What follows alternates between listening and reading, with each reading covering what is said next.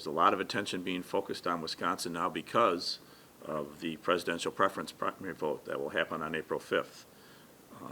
It's not the only thing that's happening on April 5th, of course. We have a Supreme Court race, very reminiscent of what we saw in 2011 in terms of a lot of interest in that. But there are also 5,891 candidates competing for 3,888 offices on the ballot across the state of Wisconsin. It's, as I said, our second major election with voter ID this year. There's a lot of tools available to members of the public, to the press, to candidates.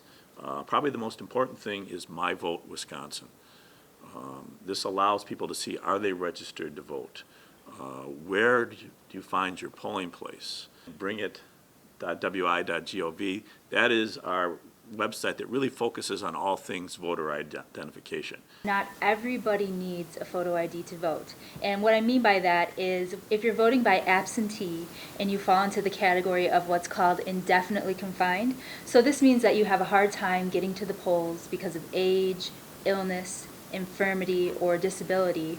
This means that you can vote by absentee ballot by mail and you will be exempt from that photo ID requirement.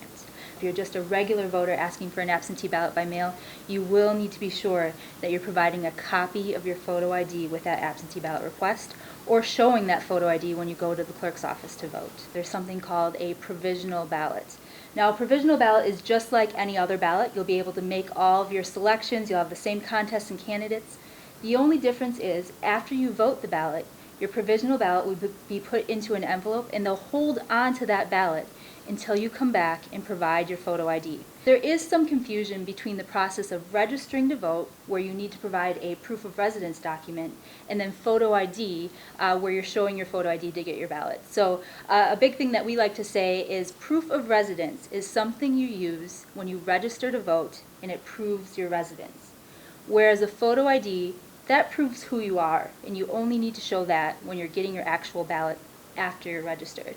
Out-of-state driver license are not something that's acceptable as photo ID, so it does have to be a state of Wisconsin driver license or a state of Wisconsin ID card. So if you do not have a Wisconsin driver license or ID card, there are other options, other things you can use for photo ID, such as a passport, or again, you could go to the DMV and get the Wisconsin product.